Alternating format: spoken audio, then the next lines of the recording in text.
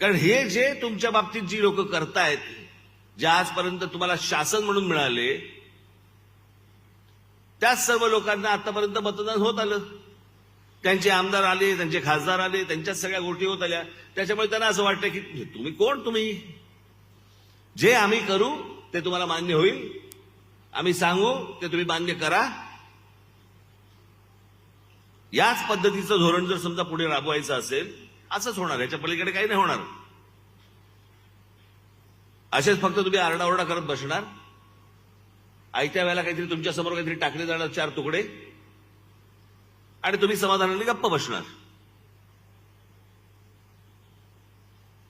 तुम्हाला जर समजा स्वाभिमानाने उभं राहायचं असेल, जगायचं असेल,